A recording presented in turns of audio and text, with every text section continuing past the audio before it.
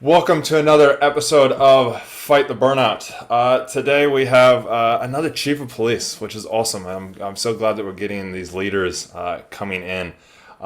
He is from Marysville, Washington. Not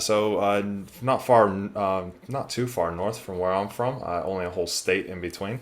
But yeah. So before we get started, I just want to reiterate: if you're listening to this in the car, just listen, take some mental notes. If you're listening to this at home, get a pen and piece of paper and just note down some stuff. And then at the end of it, just take one of those things and run with it. Don't overcomplicate any of it, because at the end of the day, if you overcomplicate it, then you'll do nothing with it. But I know that we're going to get some good stuff out of today, just after the little talk that I've had with Erik. So without further ado, we have Chief of Police Erik. I'm not going to try and pronounce your last name. I'll let you do that, Erik. But tell us a little bit about yourself and your 24 years of being in the kind of first responder, started as dispatcher, you said, and then 22 years of policing. Yeah, definitely. So I'm Erik Scairpon. I'm the current chief of police for Marysville, Washington. There's lots of different Marysvilles out there. I think there's like a California and Ohio and Michigan. I've got all the patches, but there's only one Marysville, Washington. So that's where I currently serve. But I started my career with the Redmond Police Department in Redmond, Washington. Started there in 1998 as an emergency services dispatcher, working 911 services and the police radio. And set on a course, career path to become a police officer, and achieved that goal in 1999. And from there, just have progressively moved through the ranks. I've served in patrol. I've did some motors time. I served in investigations, lots of different supervisory and managerial responsibilities, leading both commissioned and non-commissioned staff, or professional staff, as I like to call them. And now I arrived here in Marysville after 23 years plus, or 22 years at the Redmond Police Department. Arrived here in September of 2020, so I'm a pandemic chief, which means I've had to get to know a lot of people through Zoom, a lot of mask wear, and all the cycles that everyone else has dealt with. And that has been, one of the huge stressors, I think, for policing here just over the past 2, 3 years, is dealing with all these different changes and things that we've had. And certainly it's a challenging time to lead too. So this is a time for leaders to step up and work with their people, take good care of them. Yeah, no, couldn't agree more. And I do, yeah, the last couple of years has been a huge stress on law enforcement, especially, let alone, nurses and doctors and all that. But it also, what do you believe over the last, we'll go into your career in a second, but over the last couple of years, obviously you jumped into being a chief during this time. So that kind of adds on a whole bunch of different stuff, but also in a way kind of gives you a fresh view into it, because you're not bringing the pre-pandemic into the current, so you're able to just kind of police how it is now. What stresses have you seen the most of with your troops? Yeah, definitely. So at Marysville, this is a very busy jurisdiction. So I think you said you were from Redding, California. Yeah. I-5 comes right through Marysville. So I can make a left turn out of my city, and I'll be down in California in a couple hours, right? So um, it's a very dynamic town. We have a working class community. We are adjacent to an Indian reservation, and that has a unique jurisdictional element to it too. They're a sovereign nation. So, but we are one community. There are tribal members that live in our community, with the I-5 just running right through the middle. We're 20 square miles of jurisdiction, with about 70,000 people. And our town started with about 10,000. So it was a small town, but now we're a big town. We're actually the same size nighttime population as the city of Redmond. So very comparable jurisdiction. Um, I give you all this because that is where we are. We're in Snohomish County. We're just north of King County, which is where Seattle is. So we're affected by Seattle politics. We're part of the Puget Sound region. And certainly Washington State, among some of the other states in the nation, has really been affected by social justice movements, by changing and addressing what people see as institutional racism, or things that need to change within our entire system. But certainly law enforcement has been a focus of that. And so over the past just 2 years and coming out of the pandemic, we've seen a lot of stress on some of our longer serving officers, the folks who have been in the job from 10 to 15 years, as well as those who are closer to the end of their career, and stressors that have caused them to want to exit the profession. So we've seen people just say, you know what, I'm going to go sell real estate. Or, you know what, I just can't deal with this kind of change anymore. I'm getting out of the business entirely. And then we've unfortunately seen people that have gone out. I say unfortunately because I think we need to take better care of our people as we move through these challenges as a profession. Because I've seen people step out into long-term medical and go on disability and not be able to continue work as a police officer or just work in general. And that should be an unacceptable outcome for anyone in the profession, right?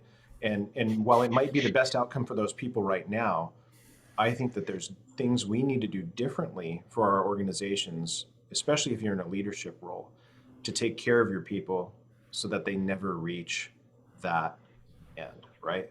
We want to be able to get people help, get them uh, back into doing what is essentially the best version of them, right?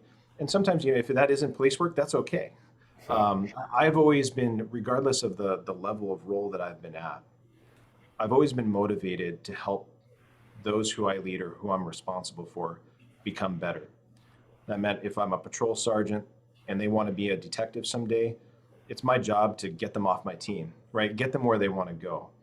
And if somebody wants to work for another police department, great, cool. How can we help you get there, right? Now, granted, I want to be fully staffed, but we're never going to change someone's mind if we are standing in the way as a leader as an obstacle to what they think is going to be the path towards their professional fulfillment or their professional goal set, right? So those are some of the things that I think have really challenged us here, particularly in Marysville. And I'm happy to talk with you about some of the things we're trying to do differently here too. Yeah, no, definitely. And we'll jump into that here shortly, but I want to just find out you've done a big policing career. You've done, like you said, you've done a variety of different things. Have you ever been in that kind of burnout, like felt like you were going down that burnout road?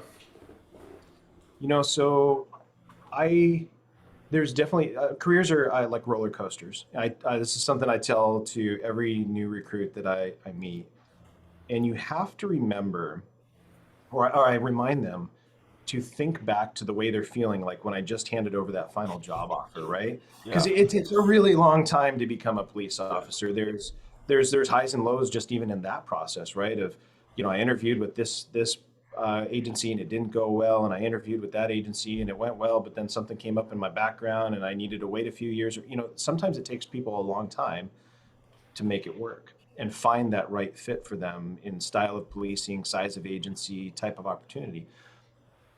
Everyone feels excited at the beginning of their career, and they also have these career aspirations, and maybe their aspiration is just to be the best patrol officer and make a difference in the world.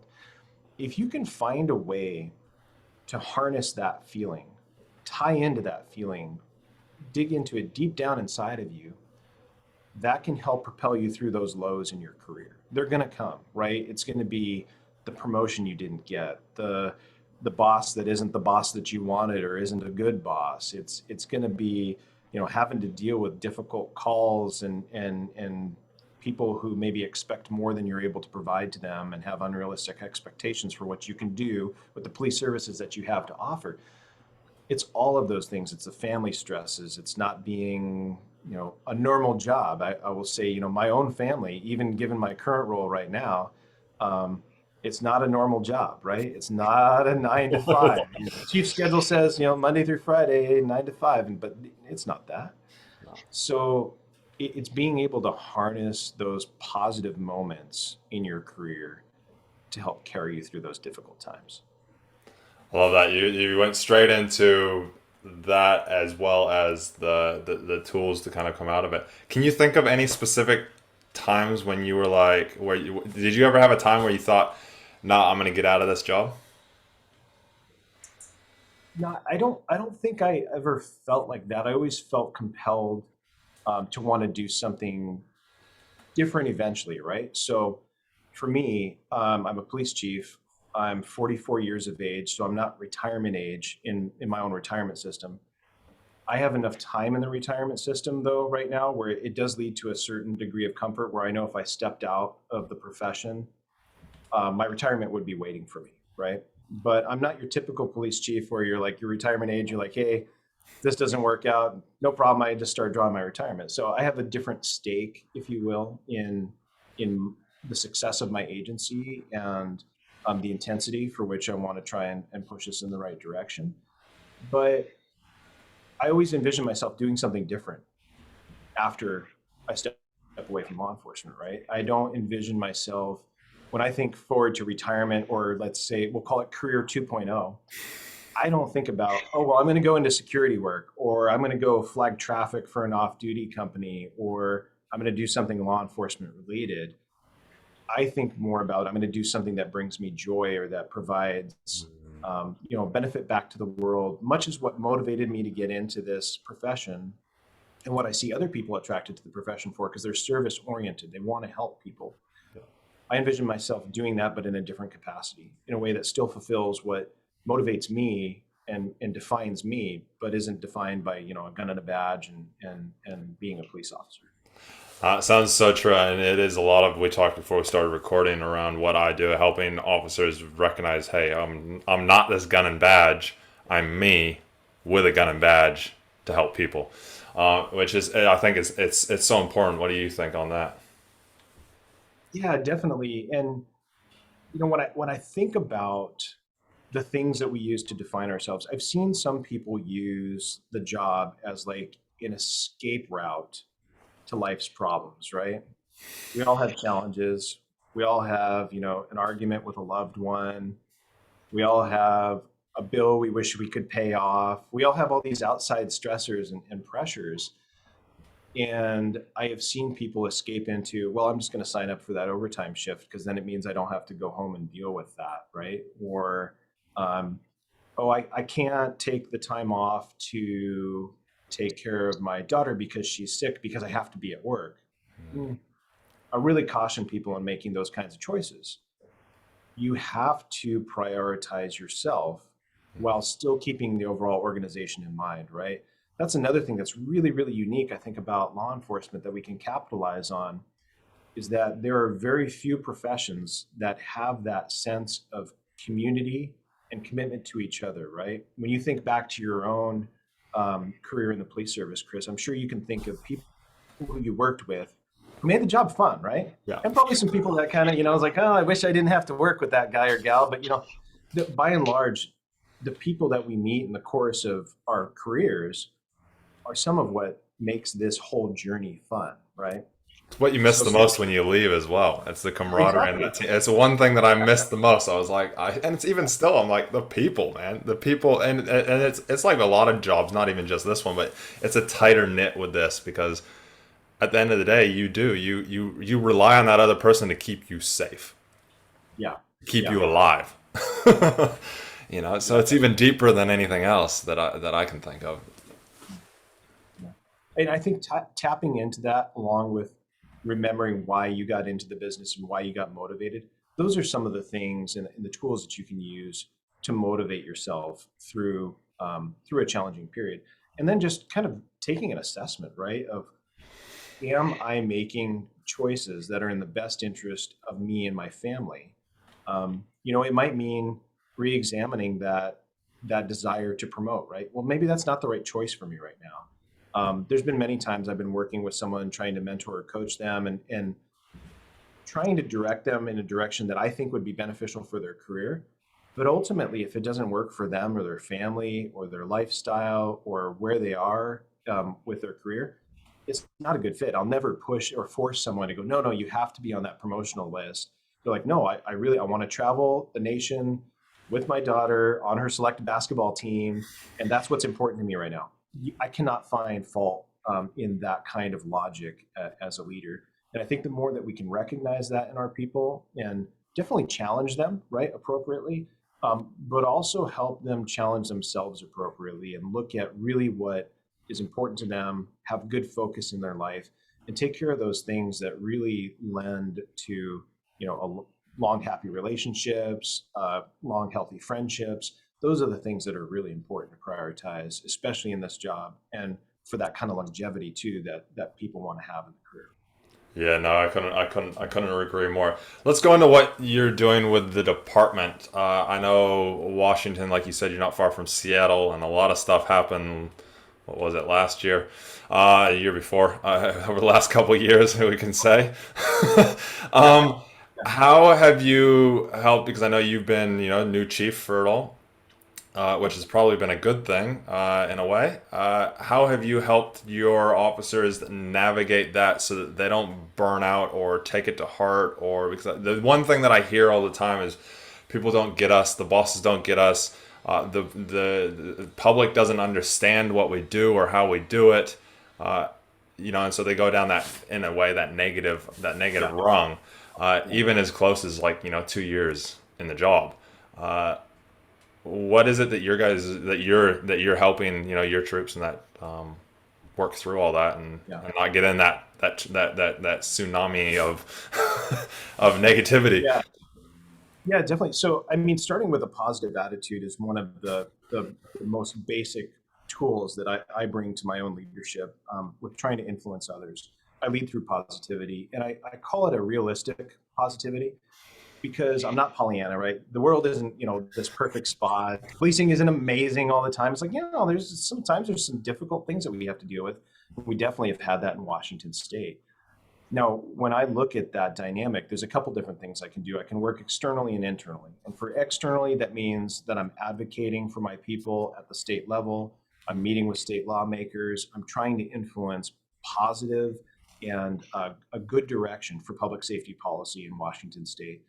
To that end, myself, among other chiefs in Washington State, we've been successful with getting some changes because we had some law changes that swayed really, really far over Yeah. and really curtailed officers' ability to go out and conduct law enforcement. The example I give is it'd be like telling the fire department, we want you to go fight a structure fire, but we're going to give you a garden hose to do that with, right? Yeah. Not acceptable. So we've gotten some good fixes. We're not done yet. There's some other things that we need to do to restore good policing in Washington State, but we're moving in the right direction. On the internal side, I found it was really critical to over communicate with staff. So even since the time that I arrived here, I started with a weekly communication where I would talk about what's going on internally in the department, because the more that I can bring transparency to my own staff and what's happening and what we're working on and what we're focusing on, they have some insight into what the bosses are working on, right? Rather than, gosh, the laws are changing, we don't see anything going on. It's like, no, I'm telling them about the meetings that we're having and here's what we're working on. And the other thing that I felt was really, really important to do, and I've seen others model this, and I wanted to adopt this into my own philosophy and methodology for how I act as a police chief, is each of those weekly messages comes with some form of gratitude in it. It's the last thing in my message. It's a thanks of the week. It could be recognizing internal staff for some great work that they did. It could be thanking a community member for something that they did to help thank our staff, because one of the great things that we have up here and that I feel really blessed to have as police chief is that we have a very strong community support for law enforcement in the city of Marysville. But, We have 100% council support from our elected leaders and our 100% city support too. And that is pretty unique to find these days, especially in, this is a more progressive state. I know we said we wouldn't talk politics, but it's a blue state. And so yeah. um, that is a really, really good for our cops to understand that. I mean, just today, we've got our break room and it's full of Mod Pizzas, our local pizzeria here. And, it was brought in by the local neighborhood watch who said, hey, we hear about you guys. We wanted to say something nice, and they offer food in terms of that. So it's making sure that that people within the organization know about that, because not everybody's there when those pizzas show up. So it's sharing that good news, recognizing our people for good work. And then when it came to navigating a lot of the change that we had really thrust our direction, it's like, how can we simplify this and make it as easy as we can for our people to understand what we expect of them as law enforcement leaders, and how to give them the tools to stay on the right path in the eyes of decertification processes or state laws that are changing that create a little bit more skin in the game, if you will, for law enforcement officers. One of the things that really worked for us, and it resonated with our cops, it's resonated statewide as we've talked about it, and it's just about slowing down what you're doing out in the field, teaming up, because we know when we team up and we have more officers at the scene, we have to use less force to get the lawful intended outcome that we're looking for, and then tell our story. And telling our story is, talking to you, it's talking to state legislators, it's good report writing, it's justifying your force, getting those facts and details in there. When you're able to do those three things, slow down, team up, and tell your story, you're already giving yourself the best benefit for a successful future. And if you've got clear tools to be able to navigate a really dynamic and changing environment, I have to think that makes things a little bit better for our people. And, not everybody's going to be receptive to that. You're going to have some people who are your early adopters. You're kind of like, oh, I like what you're doing there. And then you'll have some people like, chief, that's a bunch of baloney. Yeah. But it has really served us well, and it continues to serve us well. And frankly, it's something that's really timeless. I mean, you could transfer this conversation 20 years into the future, and the laws are going to change again. We know it. And in fact, that's some of the perspective I've really enjoyed from some of our longer serving officers who just have a better way of looking at this. And they're saying, we've seen change before.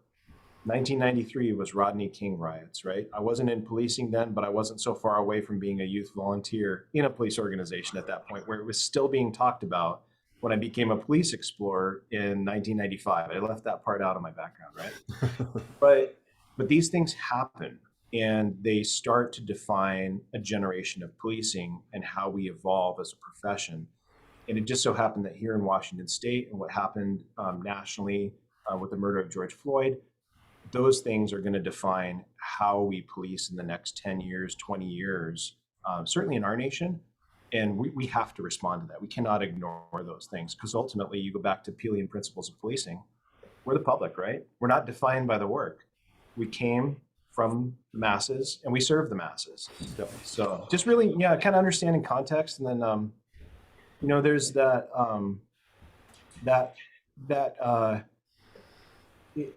I don't want to get too technical, but I'm sure you've talked about before, like internal locus of control, things you can solve, right? And external locus of control, things that we got no control over.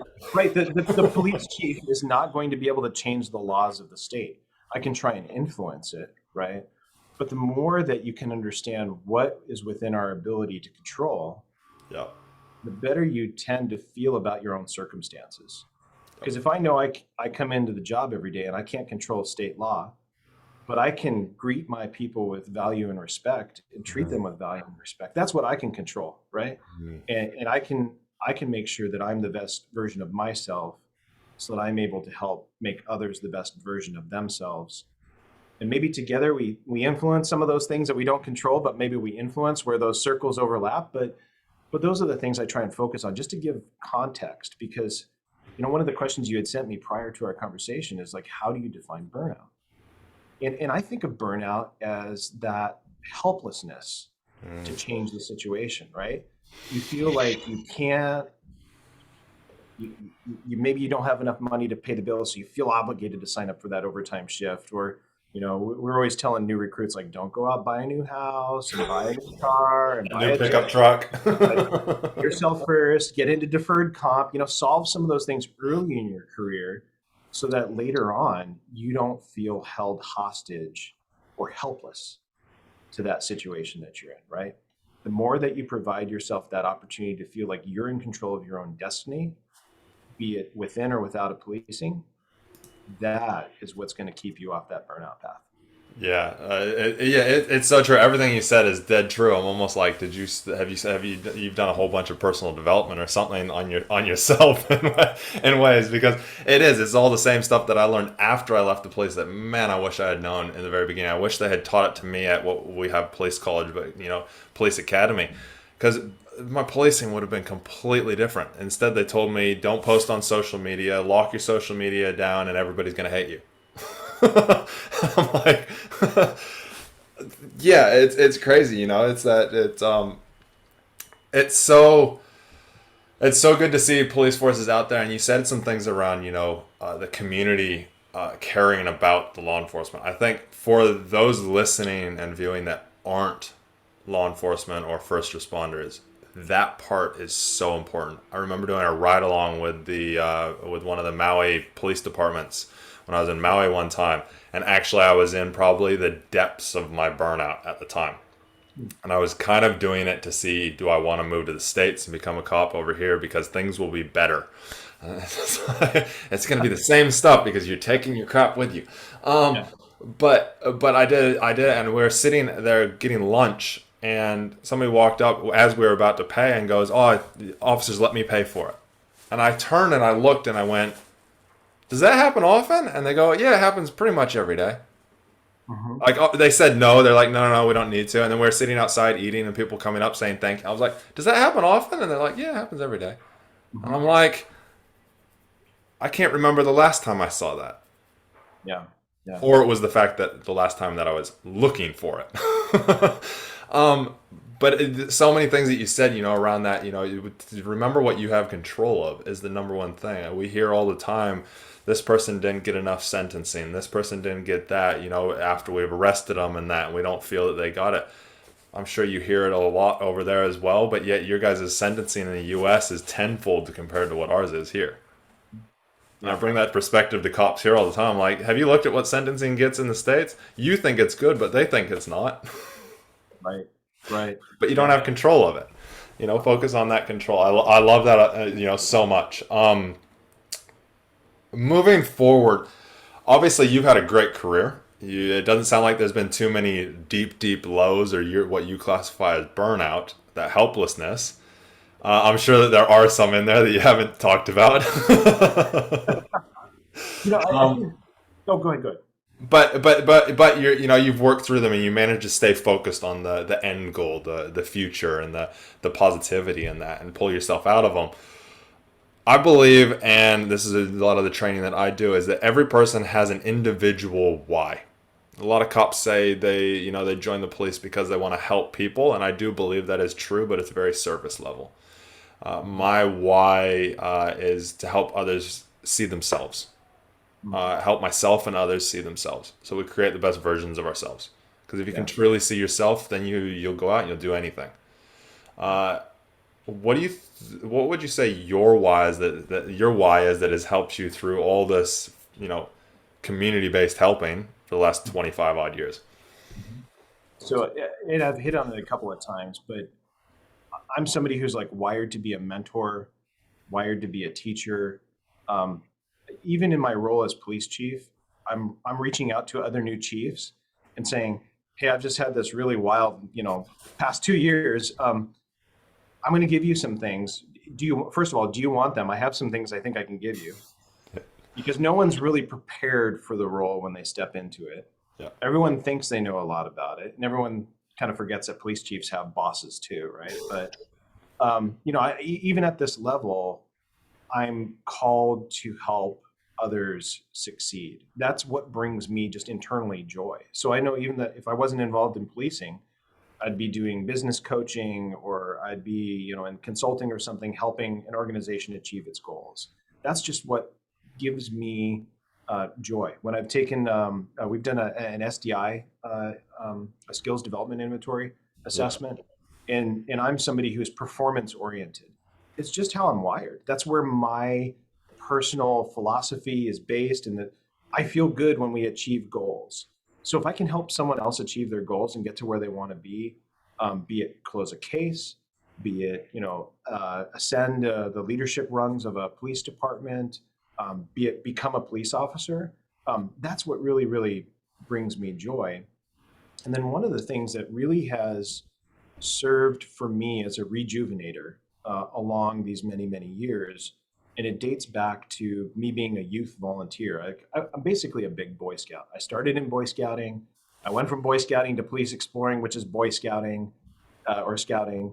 And now I'm a cop, right? So I'm basically a big Boy Scout, and it's the do a good turn daily, right? That's the Scout slogan. So I like to go out and help others. And then I feel like because I wear the gun and the badge, I can leverage that uniform to provide benefit back to the community that's just beyond policing. And one of the things I remind my cops is there's more to police work than police work. That time that you spend talking to that person in that restaurant that wanted to buy you food, um, the guy that I met at the gas pumps today who creates wooden cars and carves them custom and wants to make one for the Marysville Police Department, just that conversation, there's so much value in those everyday interactions. And then if you translate that out into a charitable way, so something that I've been involved with for over 25 years is the Law Enforcement Torch Run for Special Olympics. It's an international movement. If you're overseas and you're listening to this podcast, I guarantee you there's somebody in your country that is part of that movement and can help you get involved with that.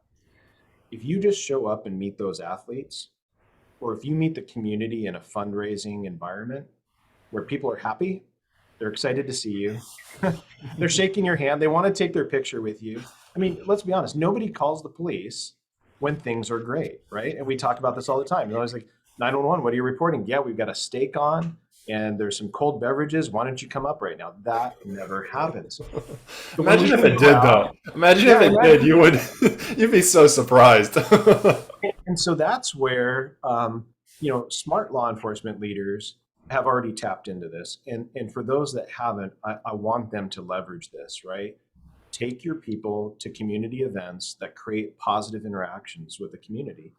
That can do so much to rejuvenate you along the way, because we see the worst of the worst. We see the 2%, of the population that is having a bad day, that is in their crisis point. And I even tell my kids, they're like, "Hey, Dad, did you take any bad guys to jail today?" I'm like, well, first of all, the chief doesn't make a whole lot of arrests, although I will say that it does benefit police chiefs to get out in the field, work with their people, and every once in a while make a caller, right? Yeah. But, it's one of those things. It's like, if you meet people who have committed crimes outside of their crisis moment where they've committed that crime, by and large, they're better people than on the worst day when we meet them, right? And if we can remind ourselves that not everybody's like that, because that's really only 2% of the population, and that there's a whole lot of other good people out there, that can really balance you out over the years. And for me, that has just been something that I've been relentless about in my participation and trying to get others involved with, because it has given me so much joy over the years. And it's all for good cause too. It supports men and women around the world of all ages to participate in something and be the best version of themselves, right? They're somebody who's been born intellectually disabled. They have challenges. But if you ever get a high five from one of them, your hand hurts. I mean, they are excited to see you. Law enforcement are the heroes to these folks. And the fact that we can get involved and raise money for a great cause and interact with the public in a positive way and help rejuvenate our own inner souls that sometimes are degraded by the bad things we see in the world, that's just so huge. Yeah, no, I agree. That contribution fact is a factor for all of us, whether we're law enforcement, whether we're business owners, whatever it is, because it gets us out of our own head and gets us looking and focused on that just giving. We're all here on this planet to give. You got to make sure you're not giving all of yourself so that you still have some of yourself or you lose it. But what would you say to somebody who is maybe in that dark stage, or maybe they're not, and they're struggling to find their why or their purpose, or as I call it now, their mission statement, that statement that they live by? Yeah. One of the things, and I heard this from one of my new officers, who's a lateral police officer from the city of Seattle.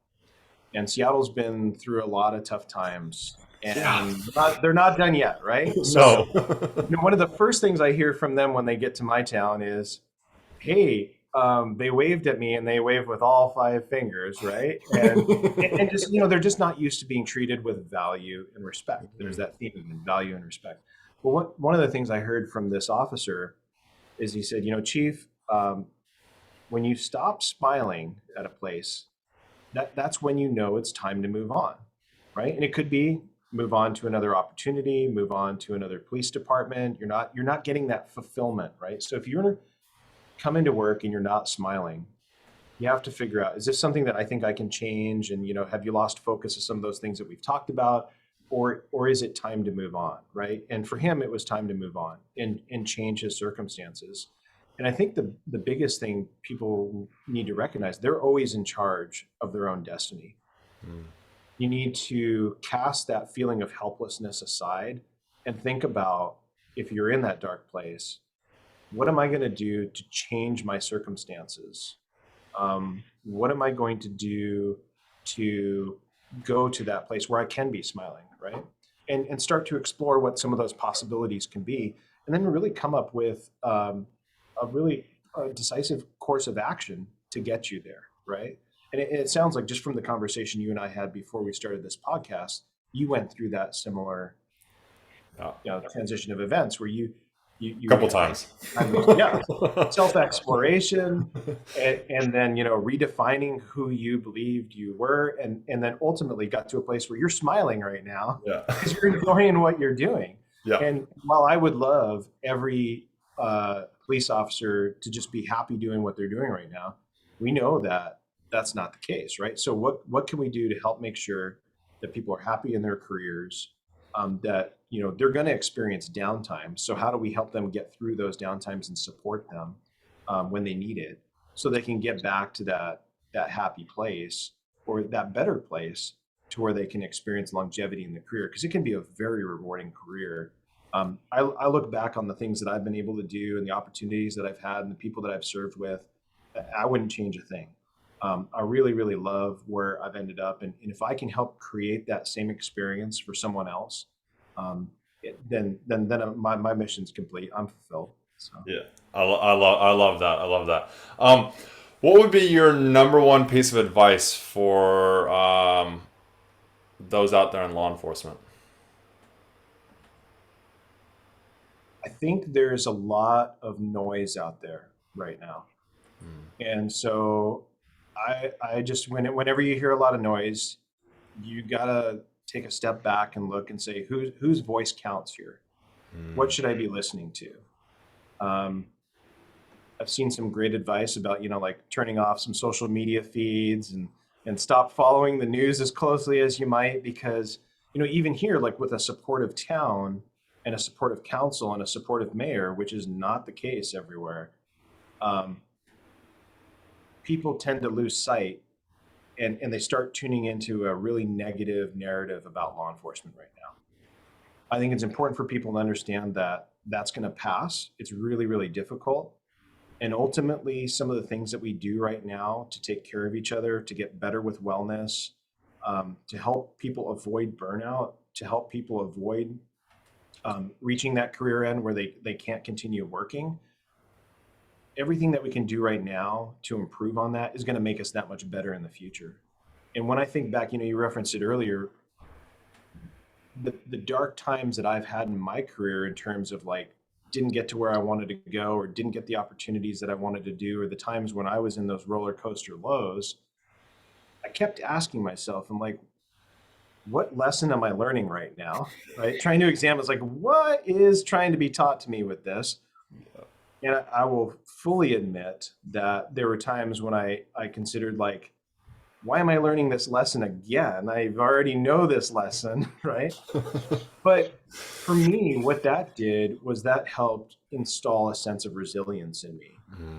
And if I can help translate that into resilience in others, and, keeping problems and challenges in context, remembering the things that we can control and the things that are beyond our control, and really being in charge of, to the extent that we can, our own emotions, the value of our families, the making sure you're getting enough time off to spend with the people that you care about, and doing the things that you love doing, because not everybody has kids, but some people have motorcycles, right? So That's me. right, what are the things that you're prioritizing, and how are you leading your life, so that you're able to achieve that best version of yourself, be the best police officer that you can be the best police sergeant or lieutenant or chief, or go out and do that calling, that career 2.0, that is calling you, because that's where you're really supposed to be, right?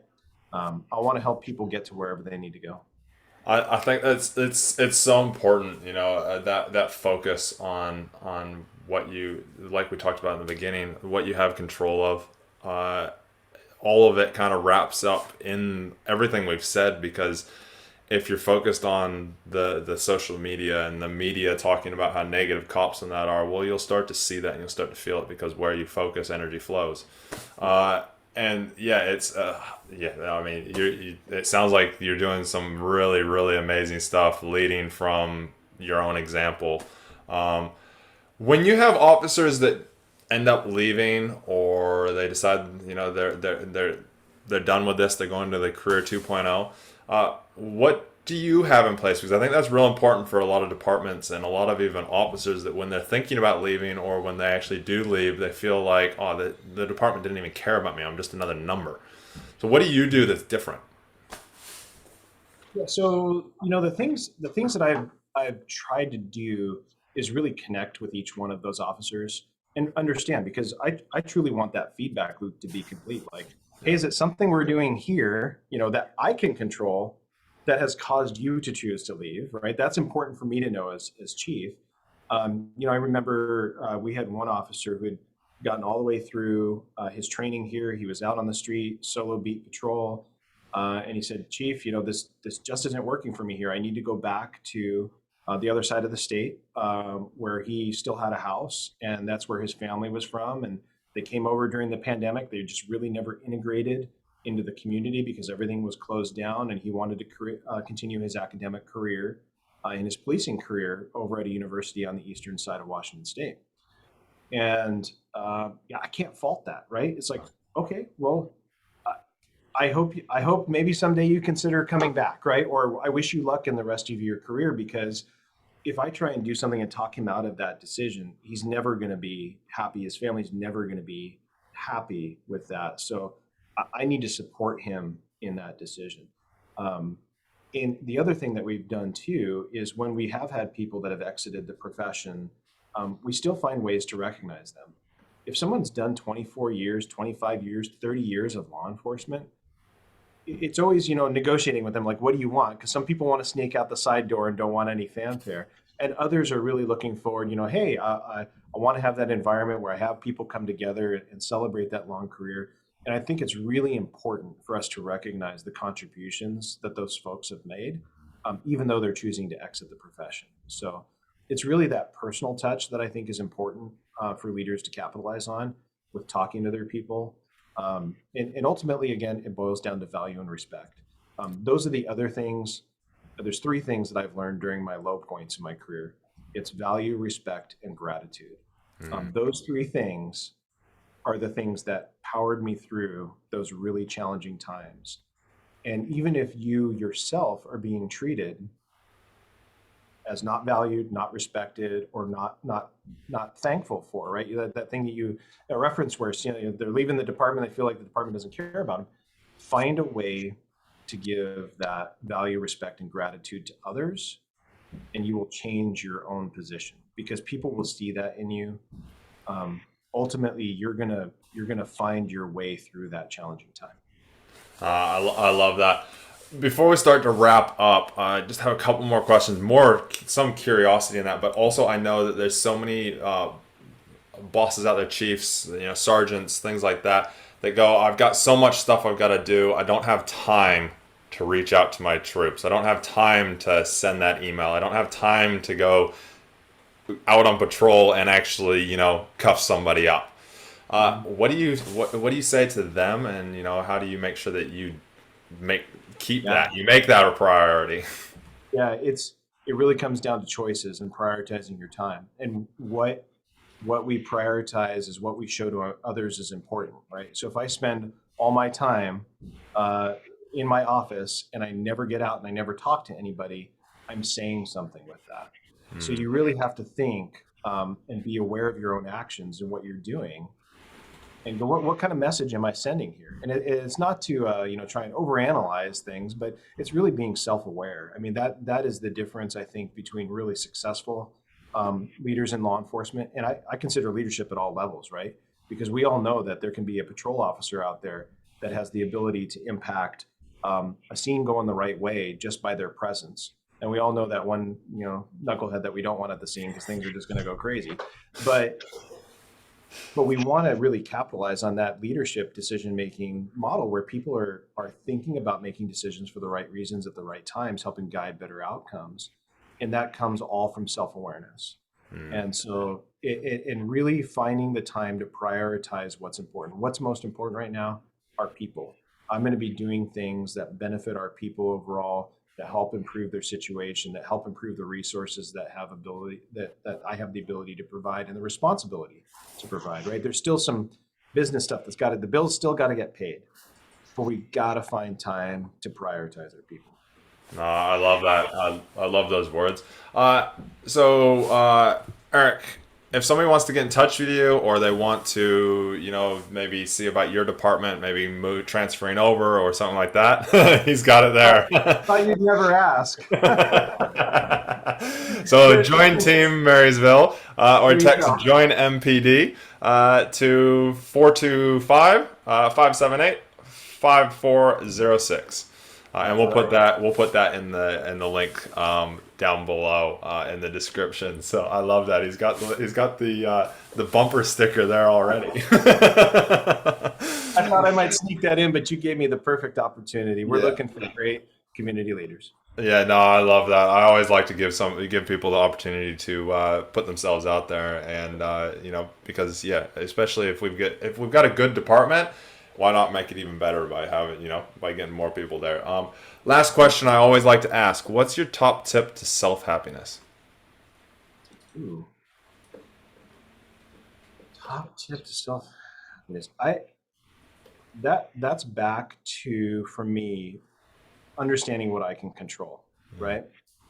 And I drive my wife nuts with this. She's like, Eric, you got to get mad about this. I'm like, I can't control that. So I'm not going to let that thing that someone else wants me to be mad about, I'm not going to be mad about it, because the energy expended on that does me no good, right? And that's sometimes, maybe that's me just being too logical about it, but I just can't.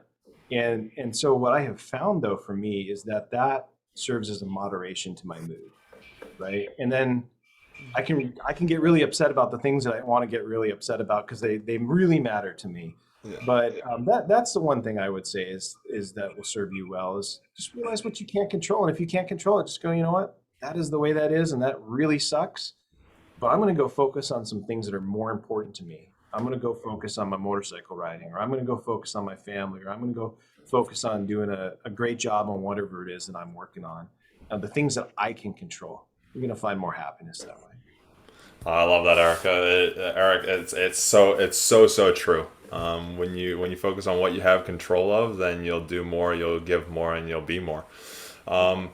Any last words that you'd like to add in, Eric? No, I can't say enough about the cops in this state, and particularly my own department. They're working tirelessly through some really challenging times, and I want to just express my gratitude and thanks for the work that they do. It's really, really amazing, and appreciate what you're doing too, in trying to help people navigate what can be a very challenging career. So I appreciate that very much. Thank you, Eric, and yes, thank you to all those out there for what you guys do. I'm not in it anymore. Thank you, Eric, for doing everything you're doing, especially for your team and your troops, and for the community that you serve. But everybody out there, thank you. You are cherished and cared about. And yeah, this is Fight the Burnout. If you need any assistance, reach out to Eric. If you want to, look into Marysville PD, or even if you just want to pick his brain on some stuff, you can also email me at team@createfromwhy.com, and we will help you navigate through this. It doesn't have to be a tough time, and you can make clear, decisive decisions. Because I know what it's like when you're in that stage of burnout where everything, you just want to run away from everything. Everything feels dark and gloomy, and you just can't see the trees through the forest. But you don't have to stay there. Take some of the tools from today, work on just one of them, reach out to us. We're happy to have a conversation, see what we can do to help, see if there's somebody out there that needs help, or help you ourselves. But you aren't broken, as many people feel they are. You are just going through some tough times. So thank you all, and we appreciate you listening, and we'll talk to you again soon.